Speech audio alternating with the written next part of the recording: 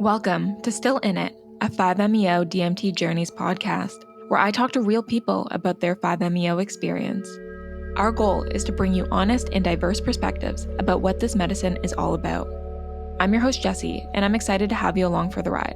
So hop in and enjoy as we discuss what preparation, ceremony, and integration look like. This podcast is sponsored by Enfold, offering safe and sacred experiences in British Columbia. To learn more, visit enfold.org. That is enfold.org. Or click the link in the show notes. And now, without further ado, I hope you enjoy today's episode. Hello, everybody. I want to welcome a very special guest. Her name is Sherry. What makes her so special, I'm sure we'll get into, but what's so unique about this one conversation is that she's come to Enfold now twice and has been through our candid or like our number one retreat offering, which is just the regular 5-MeO DMT group retreat. And she's been through it twice. So without further ado, welcome, Sherry. Thank you, Jessie. Yeah, it's a pleasure to be here. Yeah, we're so appreciative that you came onto this podcast. What drew you to the medicine? What drew you to 5-MeO DMT? So there's a number of things. So I remember watching Netflix and there was a Change Your Mind, I think it was called, or something on there, like docuseries. Yep. And I was like, oh, I need to do that. And then I had a friend reach out to me that was like, hey, I was thinking about this thing. Are you interested? And I'm like, hell yeah. I'm in. Let's go. What came up for me is I feel like there's something like, I don't know if I could have put words to it, but it's like just a calling, a sense that was something that I needed to do. And yeah, because I just feel like there are some things that I haven't been able to work through in, whether coaching or through therapy and different things, and just felt called to do it when I saw that. Yeah. Yeah. Was there any particular intention that you were coming to the retreat with?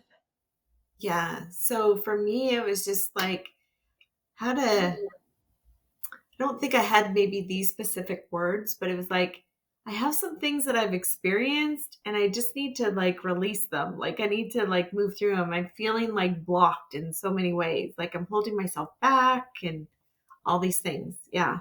What called you to come back again for the second time? So I'm going to say right after my first, like I think before I even left, I was like, oh, I need to come back. Like I'm not done. Like I think I was saying that before I even left the first retreat. And I was like, yeah, there's still more that I need to work through and release in that. And I wanted to do it. There was a part of me that wanted to do it like right away. And then there was another part of me that was like, no, we need to give this some time and just see and work through some things. And I think it was the perfect time that I went because there was also some family things that were happening in the background as well. And yeah, and the second retreat, it was so cool because I worked through those things, I released those things, and I did not like I left there going, I'm done, I'm complete. Yeah. Oh, I'm so curious as to like, okay, how did your first 5-MeO DMT experience felt like? Like, how was that? Do you remember? Yeah. So I remember a lot of it. And I think too, just because I just had like small little doses. I do remember like the actual things that I was doing and the sounds and like just that feeling of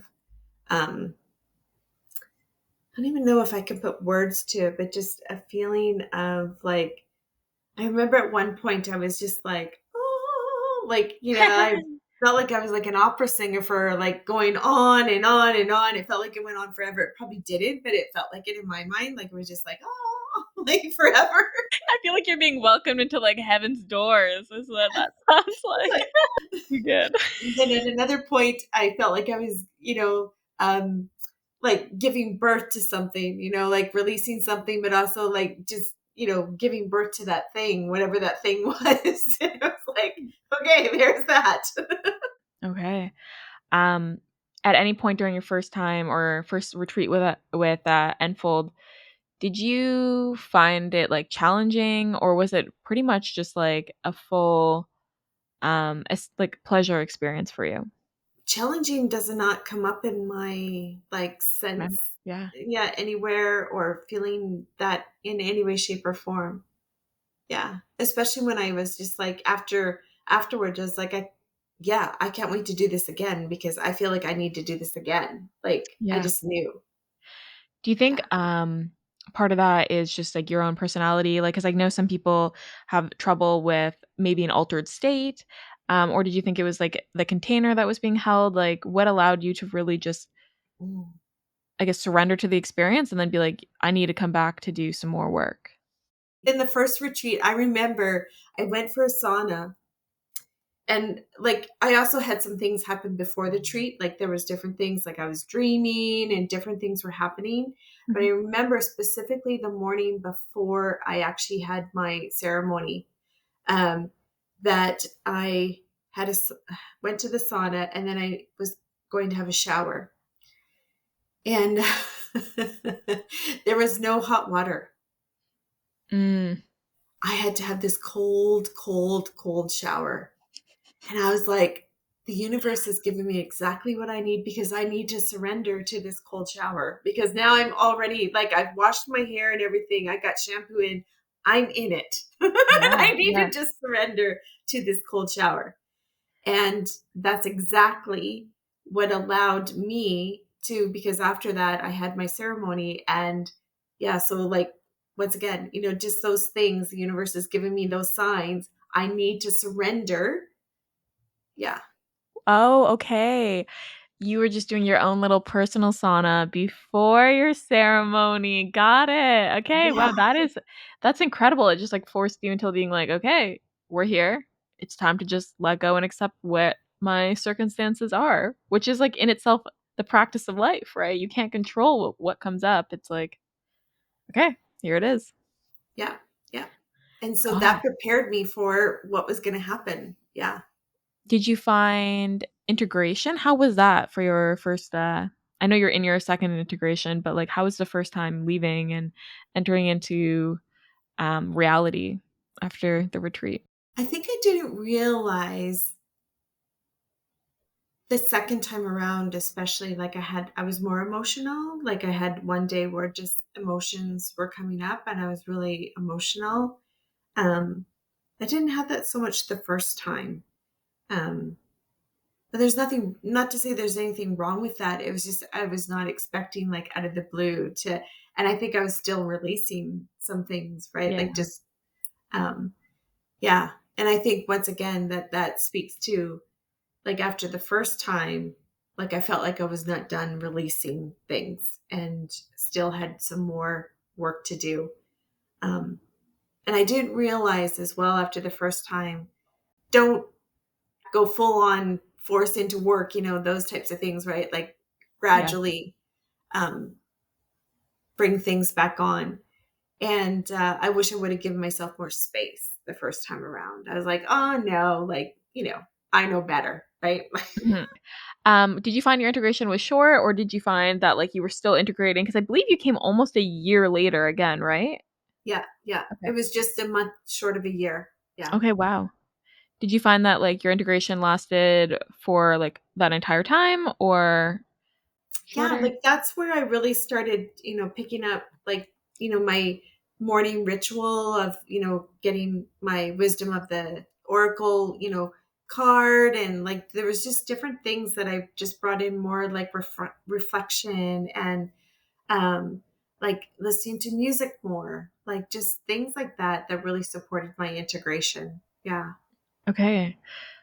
Interesting. The oracle card, pulling and I guess, like, more reflection came from after the retreat? You weren't like that necessarily before? Not like I'm going to say consistently. Okay. Yeah. Yeah. Yeah, yeah, yeah. Okay, and then your second time, coming back, how was, like, that experience? Was it the same sensation, or did it feel like a completely new type of, high, if you will? So the second time round was nothing like the first. Okay. And I can't even tell you exactly what happened. All I know is when I walked out of there, I just felt different. I Okay. felt different. I felt like I'd left everything behind. I know that like there was like, tears being shed and things like that. And I remember Steve Austin telling me that, like I just surrendered. Like my arms, like I made like a star, like a, yeah. And I was Sure. like, cool. That's all I need to know. Like that, it to me is like just full on because that's what I felt, but I Mhm. didn't know what I was doing. So like, Yeah. but yeah, Did you find you had any, like, major, uh, takeaways or, like, what was, like did you have major learning from doing 5? I think for me, the theme is like for me to just surrender because I try to control so many things and like, yeah, like always like what if this happens or like I got a plan for this or um yeah, and I just think of like being a mom and all of that, like just trying to control everything and everyone. Sometimes it's not even like control, but it's like you need to take care of all these things, and it's just like sometimes like just surrender, like whatever happens is going to happen and we'll deal with it with whatever happens. Like a sort of thing. It's like we can't pre-plan for these things. Yeah. Yeah. Sounds like, maybe some newfound patience with yourself or others, even just, like, a sense of calm that perhaps, Yeah. like, There's you an just internal calmness and strength within me like that I've never felt before. Yeah. So before I went to the first retreat, my doctor had me on like anxiety meds. Mhm. After the first retreat, yeah, I was no longer taking my anxiety meds. That's major. Yeah. But I still felt a little like uneasy and stuff like that, but not to the point where I needed, to take my medication or anything like that. Second time, like this time, like I'm like I don't have that same sort of sensation in my body. Like it's like I just feel stronger. Like, yeah. I don't even Beautiful. know if I could put words to it, Jesse. Like it's That's okay. Even hearing that, that's so beautiful because first of all, after the first retreat, it sounds like you just almost had a different relationship with the discomfort, and that's part of the learning too. It's like you said, just letting things happen, surrendering. Do you have any, like, feedback or lessons or anything you learned that you're like, "Okay, if somebody were to come and do 5, I would want them to know this?" I think just go and be open. Like just be open, be willing to be surprised. I mean, it's good to set an intention, but it's also good to be open to other like, be surprised as well. Yeah. Mm. Do you have an anchoring statement? I know that that's something that they do usually during the sauna ceremony where they work on anchoring. I think for me, the anchoring statement is more around like, I just want to be mindful of the stories I'm telling myself Mm, because the stories I'm telling myself about others or about the situation or about myself is I'm actually manifesting and dreaming that up. wow. Cherry, this was great. I feel like we got through all of it. Like, you seem like you're in a very good space, and your energy is just, like, light and beautiful. Yeah. I feel more grounded in self. Yeah. I feel like that's all we could ask for. Yeah. Yeah. Yeah. Thanks for listening to the Still In It podcast. I hope you enjoyed today's episode. If you're interested in hearing more, the best thing you could do is to leave us a review. This allows us to continue to record and inform others on the 5MEO experience. If you want to join our beloved community or learn more about us, feel free to visit us at enfold.org. That is enfold.org.